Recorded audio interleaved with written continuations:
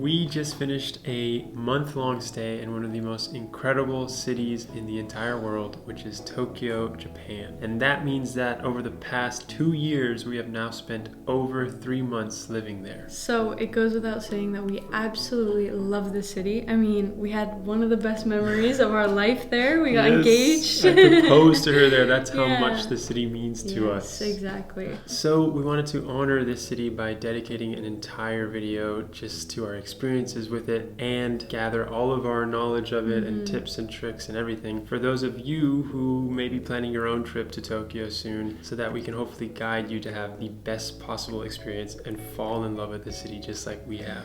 In this video, we are going to be going over where to stay in Tokyo, some tips to keep in mind as you prep for your Tokyo trip, the best things to do in Tokyo, our favorite things to see, the best parks in the city, our favorite cafes, and our top recommendations on where to eat in Tokyo. 2 things before we get started. First of all, we just want to say a massive thank you to you, because since the last time we filmed, we have hit 100,000 subscribers on this channel.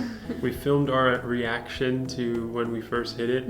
We have all of that ready. We're planning a very special video to celebrate, but we just needed to say it now, get it off our chest. Yes, exactly. Because we're so thankful. Secondly, we have a little disclaimer. With any guide, we always like to just remind people this is subjective and it's all down to our opinion, obviously, what we're going to suggest and recommend. Even if we've spent 3 months in Tokyo, that does not even scratch the surface. So for any of you watching who are locals or anything like that, we definitely want to encourage you, comment things down below for the people watching so that if we miss anything, they can have some more useful suggestions from you guys as well. But with that being said, let's get into it, starting with where to stay in Tokyo. We've stayed in probably 10 different Airbnbs all around the city. So we're just gonna pick our top three favorites. We went through and narrowed it down to 3 for different reasons why they're our favorites, starting with Ginza. Yes. Ginza is perfect for somebody who is coming to Tokyo for the first time because it's so centrally located. It's also just really nice. It's a really nice feeling being there. It's a lovely area. It's very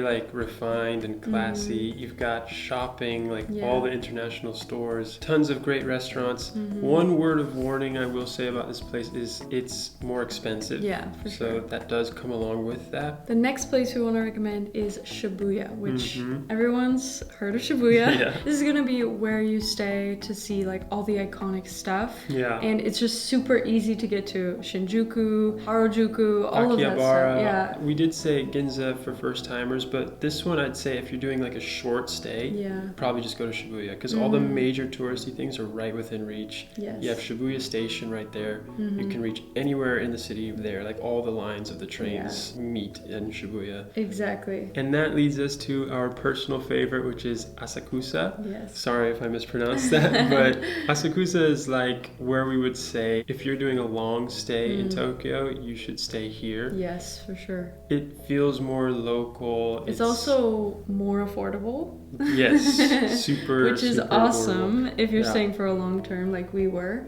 It feels more laid back and a more authentic Tokyo stay, I would say. And while we're on this topic, we want to specifically recommend Section L properties on Airbnb. We will link a few of their properties down below. It's the best you can find on Airbnb for the best price. So we just wanted to specifically name them. That leads us into our tips section of this video, which we have so many tips. This is going to be a long section. This is going to be a long section, starting with the biggest thing that I think you guys should do is download City Mapper. Yes. It's so important. It helped us so much throughout the city, and figuring out the metro system is so much easier on there. Tokyo is known to have the most efficient public transport in the world. So it's going to be your best friend, especially if you know how to use it. Speaking of public transport, if you are planning to take any sort of day trip out of Tokyo, which we heavily recommend, you should see much more than just Tokyo when you're in Japan. We really want to direct your attention to the JR Railpass. This applies to tourists specifically. If you get a visitor's visa permit in your passport, you qualify to get the JR Railpass, which is basically, depending on which one you buy, you can get a week, 2 weeks, or I believe 4 weeks, unlimited rides on all JR trains. So that applies to the trains that go within Tokyo, but also the Shinkansen or bullet trains that go to Osaka, Kyoto, all over the north, everywhere. And they do this specifically for tourists to promote more tourism all around Japan. So it's literally made for you to save money. Yes. So the next tip that we have is to download the Google Translate app on your phone, because the Google Translate app allows you to download languages to have when you're offline. So you won't even need data, and this so helpful. This saved our lives a couple times in Japan. The next thing we want to say is never intentionally film or take photos of anybody while in Japan. It is actually illegal. Yeah, we've heard of, in extreme cases, people being deported for this from the country. So it's not like, obviously when you take photos or videos, people will unintentionally be caught in the background or they'll walk in your shot. That's fine. What we're talking about is like, sometimes people just for some reason think it's okay to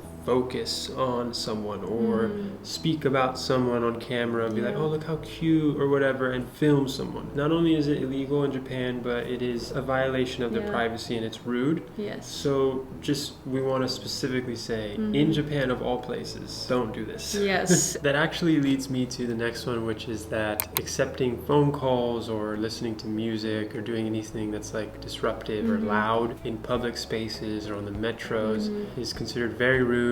So just be aware of that. Even just talking too loud to, like, if you're with your friends or something on the metro, just respect that they're more quiet on there. They want things to be calm. Yes. They're going to work and stuff. Exactly. Another one is always carry some cash on you. Yes. We ran into several issues our first trip because we're so used to just paying by card for everything. And while card is becoming more widely accepted, there's still some restaurants, public transportation, markets, things like that where it's like strictly only cash. Yeah. So just always try to have some on you. Okay, this next one is big for me, so I need to get it off my chest. In Japan, people tend to carry their trash with them, bring it home, and throw it away there. Yeah. So you're going to have a very hard time finding trash cans out in public. There's never any trash cans anywhere. Yeah, so I don't know what you want to do with this information, but just prepare yourself for that. I feel like it's useful. Yeah, just be prepared. The next tip is to be prepared to wait in line for things. There are going to be lots of cafes and lots of things that just have lines because they're popular, or especially the touristy places. And while on that topic, we want to end this section off by saying, please make sure to book any major activities that you have planned in advance. Yes. We use Get Your Guide all the time. This is not even sponsored, so don't click off.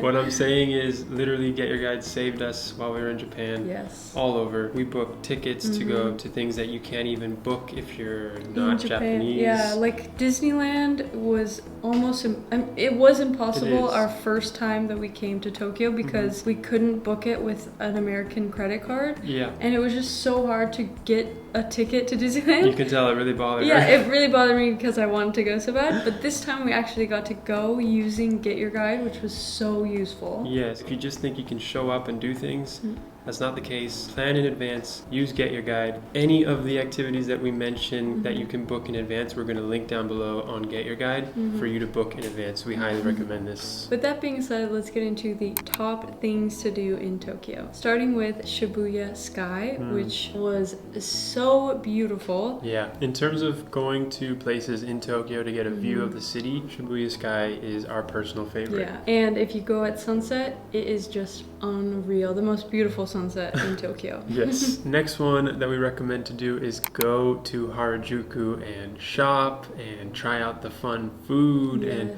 just kind of people watch too, because that's like the very hip cool part of the city, and Yeah. people dress very uniquely. Yeah, for sure. And there's just so many fun things to see and do out there. So it's like an activity. Just go to Harajuku and enjoy it. The next one we want to talk about is playing the claw machines. They're literally everywhere in Tokyo. There's all these little like rooms or shops that have the claw machines in them, and it's so much fun. We spent hours in there. We became gamblers. There's so many of these little arcade rooms all over the city. They're so fun for no reason. Yeah, you never win, but they're really fun. Absolutely. But they're so fun.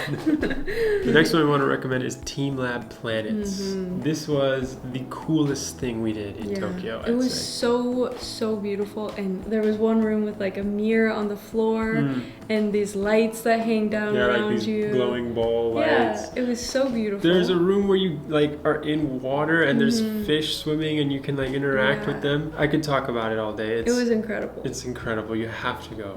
The next thing we want to recommend is Sensoji Market, which was a really cool market in the Asakusa area. Yeah. You can buy different types of food, and there's a lot of shopping, so if you want to get any souvenirs, this is like the perfect place to do it. Yeah, and it's also super traditional feeling because it leads down to this incredible temple. It's the Sensoji temple, and it was just a really magical traditional feeling experience. Yes, it was beautiful. And this leads me to my personal favorite on this section, which is thrifting in Shimokitazawa. This is so near and dear to my heart. And mine. Yes.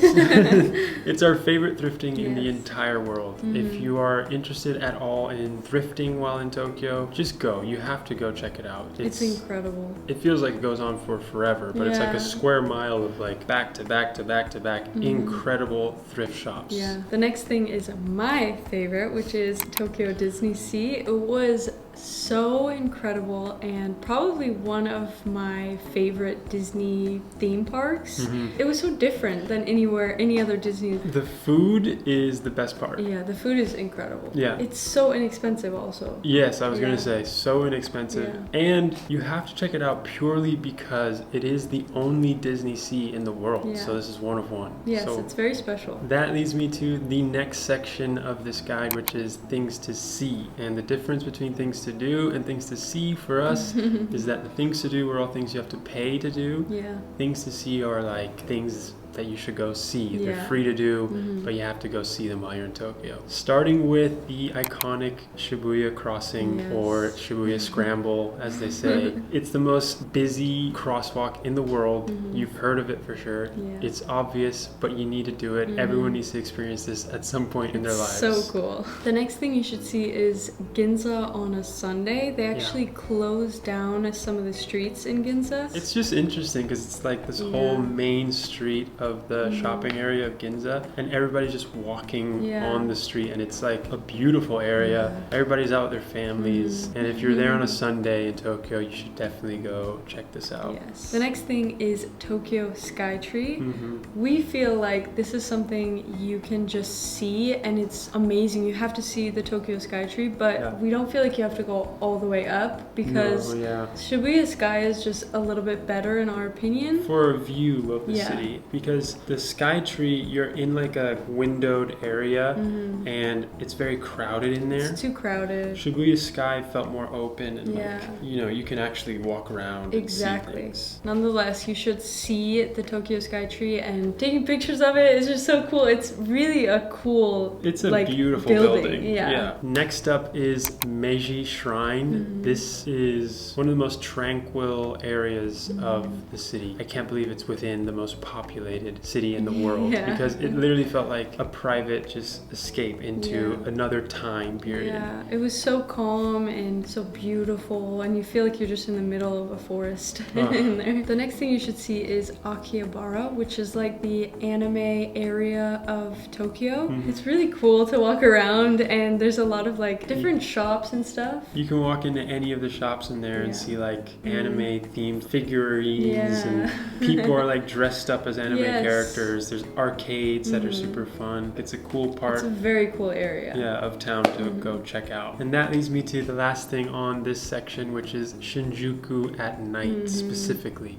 When you think about like the flashing lights and the neon signs and everything that you think of in Tokyo, you're thinking of Shinjuku. Yes. This is just the coolest, most just dynamic and one-of-one parts of Tokyo. Yeah, it feels like you're in the future when you're walking around there. It's just, it's so bright and insane. Overwhelming. Yeah, it's at times. overwhelming. But it's just so cool. I mean, we Yes. love going over there. Next up, we have to talk about the parks in Tokyo because there are so many beautiful parks in this city. But we want to talk about our top 3 favorite must-see within Tokyo. Starting with Ueno Park. This is arguably the most popular park in the city, I would say. It feels absolutely massive. Yes.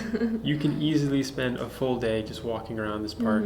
It's stunning. It has like a temple in it. It has always has some sort of activities going on or festival. It's always filled with people and just so many beautiful trees. It was beautiful. The next park that we want to recommend is Yoyogi Park. This one was, I mean, it wasn't my favorite because the next one is my favorite, but it was so beautiful. We went there during the beginning of cherry blossom season and it was just stunning. It was huge. It was also right next to Meiji Shrine, which if you're gonna do Meiji Shrine, you should do Yoyogi Park in the same day. It's just the perfect day is right there. We would say this was our favorite park if not for the next one, which is Shinjuku Gyoen. And this is actually the park where I proposed to Rhylan. So that should tell you a little bit about how much we love this park. Yes, we are always, this is always going to be our favorite because of this. We're a little biased. This one is a little bit more seasonal, I would say, because the highlight of it, in my opinion, was the sheer amount of cherry blossom trees that are there. So spring, I don't think there's a park that beats it. I haven't seen it in fall, but I've heard it's also beautiful for the same reasons. This one you have to pay to get into, but it's 500 yen, so it's really not bad. And you can use your Suica card or like the card that you use for your metro transportation. You can use that to get into the park, which is really convenient. Next up, let's talk about our favorite thing to explore in any city, which is the cafes. Tokyo has incredible cafe culture. They do. Some of the best coffee in the world. So there's tons to choose from, but we want to talk about 4. Starting with Kayaba Coffee. This one we enjoyed a lot, mostly because it was very like traditional and intimate feeling.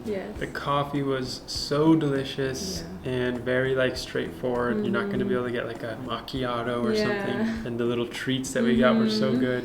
Plus just the vibe and the ambiance of it is really cool. The next one we want to recommend is Unlimited Coffee. It's actually right next to Tokyo Skytree, which is around the area we were staying this past time. This place was just so cool. They took coffee very seriously. Oh, so seriously. Yeah, they really did. And their coffee was amazing. Next one we want to talk about is Rec Coffee. This is like diner vibes. Yes, this one's so good. Such a cool spot. Loved it so much. The people were so friendly and cool. It was very like Tokyo. Yes. They had buttered toast with honey. Rylan got a ginger espresso latte. Honey latte. It was so good. One of the best coffee drinks I've ever had. Now we're gonna get into probably my favorite coffee shop in the world. Yeah, mine too. It's so good. It's called Bongen Coffee. Yes.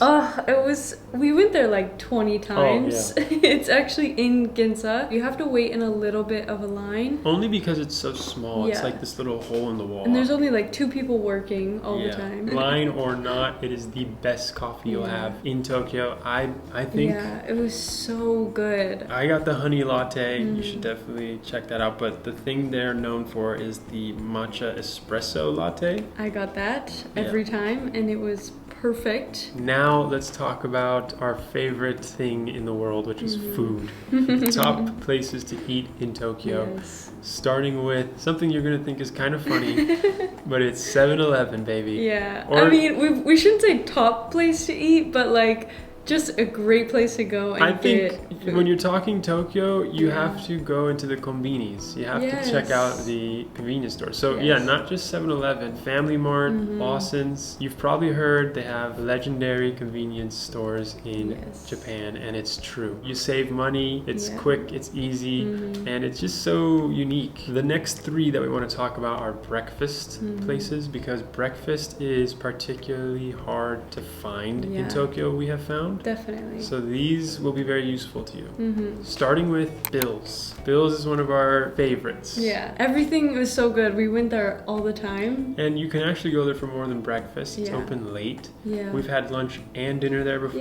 Yeah. Always good, always Mhm. consistent. And it's a cool little spot. It looks so cool inside. It's Mhm. classy. It's right in the heart of Ginza. We love it. So you Yes. should check it out. The next breakfast spot we're going to recommend is Jade 5, which was amazing, particularly for an American style breakfast. Yes. So good. If you want to get a nice stack of pancakes, eggs, and bacon, Yeah. American style, It was, I mean, you can't beat it. It was so good. amazing. It's cash only. That's another thing I want to point out. Yes. So bring cash, and yeah, we can't recommend it enough. Next up, our favorite breakfast spot. It's called CB. It's just incredible. Oh, it's so good. I had the best avocado toast of my life, Mm. which that sounds so, so like, So basic. yeah, basic, but It's so good. true. Yeah. It was amazing. And the coffee is so good too. They do these like lunch sets or breakfast sets, and it comes with salad, and Yeah. like it's just a very healthy, It's full perfect. meal. Yeah, it's perfect for like a healthy breakfast or healthy lunch. So we highly recommend it. Next one is a very popular, some might argue overrated spot,